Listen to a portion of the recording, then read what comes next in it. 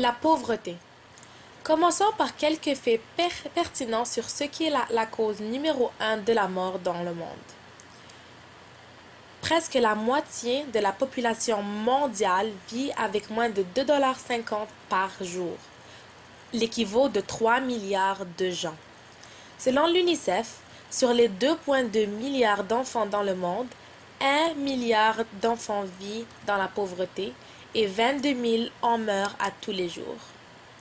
Plus de 750 millions de gens n'ont pas accès à de l'eau potable. Et puis 1% de la population mondiale appartient plus de richesses que ceux des 99% combinés. Ces faits nous ont illuminés sur l'amplitude de la pauvreté.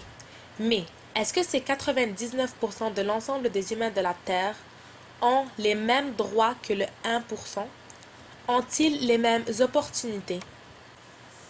La même valeur aux yeux du droit? Le 1% le plus riche dirait que nous sommes tous égaux devant la loi et la justice et que nous avons tous les mêmes opportunités. D'ailleurs, ceci est la base même du capitalisme qui est le système politique dominant dans le monde. Par contre, ceci est faux. Les riches et les pauvres n'ont pas les mêmes droits et les mêmes opportunités. Maintenant, certains diraient que ce que je dis est faux et qu'il y a plusieurs textes juridiques protégeant les droits et les libertés des pauvres. En fait, ils ont raison. Il y a plusieurs textes ayant pour but l'égalité des classes sociales. Mais sont-ils respectés?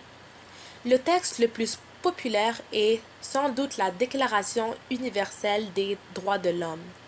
Ce texte fut adopté par l'ONU en 1948.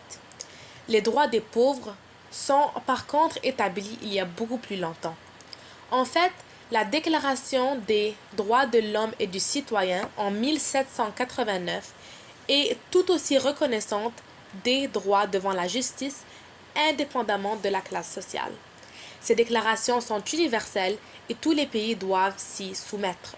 Par contre, la réalité est bien loin.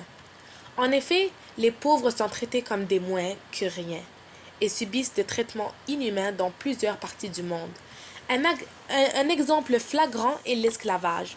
Et oui, l'esclavage est bel et bien présent en 2016. Un exemple actuel est celui de l'Ouganda, où 20 000 enfants se sont fait enlever par le LRA et travaillent comme esclaves pour ces rebelles. L'esclavage est une forme parmi tant d'autres d'exploitation des plus faibles. Cette forme d'exploitation va à l'encontre de l'article 4 dans la Déclaration, qui affirme que l'esclavage est illégal. Cet exemple d'esclavage a par contre lieu dans des pays du tiers-monde où la justice n'est pas très avancée. Par contre, la disparité entre les riches et les pauvres est tout aussi présente dans des pays que nous jugeons justes. Un exemple révoltant est celui des écoles au Kansas, aux États-Unis.